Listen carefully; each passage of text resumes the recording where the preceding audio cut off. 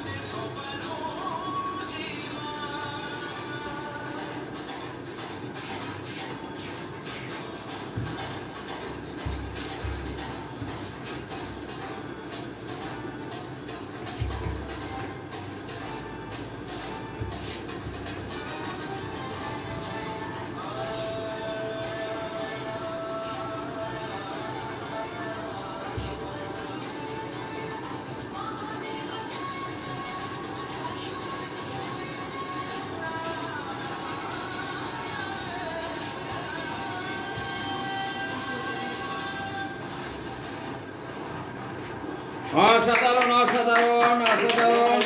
আমরা জানতে চাইবো আমাদের প্রত্যেকটা সহপাঠীর জন্য তাদের মন্তব্য চাইবো।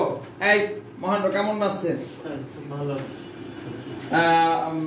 এই যে এটা আমাদের পড়াশোনার যে খুব পরীক্ষার কাছাকাছি সময় চলে আসছে, এই জন্য কি দরকার যে সাংস্কৃতিক চর্চা দরকার? আমরা কি এটা মানসিক ভাবে ক্ষতিগ্রস্ত হচ্ছি না কি? না না হচ্ছে কিনা? এই যে পরীক্ষা আসতেছে, এটা মাথার ভিতরে যন্ত্রণা, একটা চিন্তা কাজ করছে না? এই চিন্তাটা কিছুটা দূর হবে দেখবেন আজকে অনুষ্ঠানের পরে।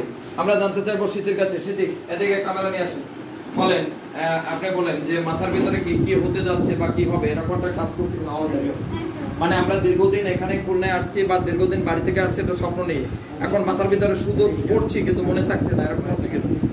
মানে পড়ছেন কিন্তু আপনি কি করছেন, আগে যেটা মনে রাখতে পারতেন সেটাই পারছেন না। কেন বলেন তো? আপনার ভিতরে চিন্তাটা বেশি ঢুকে গেছে, কারণ দিন কাছে চলে আসছে, চিন্তা কি হচ্ছে বেশি হচ্ছে। এই চিন্তাটাকে তাড়ানোর জন্য কি করতে হবে? এখন এই ধরনের অনুষ্ঠান করতে হবে। এই জন্য পড়াশোনা আপনার কখনো ক্ষতি হবে না, এর জন্য আপনার আরো কি হবে, প্লাস পয়েন্ট হবে। আমরা পূর্বেও এই কথা বলেছি যে একটি ফোন যখন আমরা চালাই তখন ফোনটা ব্যবহার করতে করতে কি ফোনটা গরম হয়ে যাচ্ছে, ফোনটা অনেক সময় হ্যাং হয়ে যাচ্ছে। আমরা ফোনটা একটা কাজ করে একটা করতে যাই আস্তে একটা লেখি কিন্তু আরেকটা হয়ে যায়, এরকম হয় কিনা ফোনে? হয়। তাহলে আমরা তখন কি করি, ফোনটাকে আমরা একটু সময় বন্ধ করে রাখি, আনাইলে আমরা ফোনটাকে একবার রিসেট মারি, মানে রিস্টার্ট করি, বন্ধ করে আবার ওপেন করি, তাহলে আবার দেখা যায় কিছুটা মানে সচল হয়, হয় কিনা? তাহলে আমাদের প্রত্যেকটা মানুষের কি করা উচিত, রিফ্রেশিং এর দরকার আছে। আমরা যে শুধু শুধু পড়বো বা সারাদিন পড়বো তাতে কিন্তু ক্ষতিটা বেশি হবে। শান্তিটা কেমন লাগছে বলেন? মানে আপনার মনের ভিতরে কি এখন শিল্প চেতনা জাগ্রত হচ্ছে কিনা, মানে ভালো লাগছে কিনা, এটা মনের ভিতরে একটু শান্তি লাগছে কিনা, লাগছে কিনা? আচ্ছা সন্না বলেন, আপনার মন্তব্য করেন যে এটা কি আপনার পড়াশোনার কি ক্ষতি আনবে বা ক্ষতি হবে? মানে এই যে কিছুদিন আমরা অনেকদিন বাড়ির কথা মনে পড়ছে, বন্ধু বান্ধবের কথা মনে পড়ছে, বাট আমরা গান শুনছি না, আমরা শুধুমাত্র এখন পড়াশোনা নিয়ে ব্যতিব্যস্ত, মানে এই জন্য এটা কি দরকার আছে কিনা? আচ্ছা আমরা শাওনের কাছে শুনবো, কেমন লাগছে আপনার বন্ধু নাম? পিসলেস। অনেক সুন্দর হয়েছে স্যার, আমি তো নাচে পাগল হয়ে গেলাম। আমার রিকোয়েস্ট করতে চাই, হ্যাঁ আমরা একটু দেখতে চাই, একটু দেখি আপনি কি শিখছেন আপনার কাছ থেকে। হ্যাঁ আচ্ছা আমরা কৌশিকের বন্ধু সৌরভের কাছে জানবো এবারে। সৌরভ কেমন লাগছে? স্যার ক্লোজ ফ্রেন্ড সৌরভ, আসতে সব সময় ভালো লাগে, অনেক সময় ধরে নাচে। তারপরে এই যে ধরেন আমরা প্রায় 15 দিন হয়েছে এই সাংস্কৃতিক চর্চার কোনো প্রোগ্রাম করছি না, এই 15 দিন পরে আজকে এটা করে আপনার কাছে কেমন লাগছে? ভালো লাগতেছে স্যার। আপনি অংশগ্রহণ করেনি কিন্তু আপনার বন্ধু করছে, কিন্তু তারপরে কি আপনার ভালো লাগছে? আপনার কিছুটা ব্রেনের যে প্রেসার দেন এটাতে রিফ্রেশিং এ হচ্ছে কিনা, মানে একটা মাথার ভিতরে একটা জ্বালা যন্ত্রণা শুধু ফাইলগুলো থাকে এটা কিছুটা ক্লিয়ার হয় কিনা? হয়। আপনার গান কখন শুনে মানুষ? যখন অনেক চিন্তায় করে, যখন মাথায় কোনো কাজ করতেছে না, তখন কি করে, একটু বিনোদনের জন্য কি করেন আপনি ইউটিউবে গিয়ে একটু গান শুনেন কিনা? তখন কি আপনার স্বাভাবিকভাবে আবার পুনরায় আপনার শক্তি পান কিনা? তা বন্ধুরা আপনারা শুনলেন আমাদের শিক্ষার্থীদের কথা, আমরা শুনবো এবার কৌশিকের কাছে। কৌশিক, আপনি তো দীর্ঘদিন শুধু পড়াশোনার মধ্যে ছিলেন এবং আপনি আজকে এইটা নাচ করে, বাট এখন মনের অবস্থা কি? অনেকদিন থেকে নাচতে ইচ্ছা করতেছিল, ও এটা পাতালে নাচের সময় ডিস্ট্রাক্ট করার চেষ্টা হয়েছে, ডিস্ট্রাক্ট করার চেষ্টা হয়েছে, মানে নাচতে গেলে তো টাইসে টেসে গেলায়, কিন্তু যে মানে আপনার বন্ধু নাচছে হাসছে, তারপরে সৌরভ হাসছে, মানে আমরা তো ওটা নিচ্ছি কেন, ওইটা দেখা যায় আপনার যখন আমরা থাম্বনেলটা করবেন তখন থাম্বনেলটা যদি আপনারা একটু পাশে দিয়ে একটা মানুষের হাসি থাকে এই থাকে, তাহলে একটু মুভমেন্টটা থাম্বনেলটা একটু দেখতে সুন্দর লাগে। আমার দিকে তাকালে সত্যি আমি ফিল লাগে, কিন্তু আমি নাচের সময় কোনো দিক থেকে কোন দিকে আমি কোন দিকে থাকে, মানে এটা শিল্পী স্টেপগুলোর দিকে খেয়াল রাখি, এটা তো শিল্পীর গুণ। যাই হোক, আমরা তোমা ক্যামেরায় ছিল এত সময়, তোমাকে আমরা দেখতে পাইনি, এজন্য তোমার কেমন লাগছে আপনার বন্ধুর নাচ? খুব ভালো লাগছে, এটা তো বলার অপেক্ষা রাখে না। আর এই যে পরীক্ষার আগে একটা রিফ্রেশমেন্ট দরকার ছিল, তো আমাদের বন্ধু নিয়েছে, তো আমাদের ব্রেনের থেকে ভাইরাসগুলো ক্লিক দিয়ে দিচ্ছে। তাই যাক যাক, আমাদের সর্বোপরি আমাদের কৌশিকের জন্য শুভকামনা। কৌশিক ইতিমধ্যে ঢাকা পরীক্ষা দিচ্ছে, আরো 2টা পরীক্ষা দিচ্ছে। কৌশিক আশা করি সামনে যে পরীক্ষাটা আছে সেটা কৌশিক বেরোয় আশা করি বলবে যে না আমি থাকবো। উক্ত রেজাল্ট ঘোষণার আগেই আমরা জেনে যাব কৌশিকের কাছ থেকে একটি সুসংবাদ, এমনটাই প্রত্যাশা করে আমরা আজকের মতো এই ভিডিওটা এখানে শেষ করছি। গান শুনবো।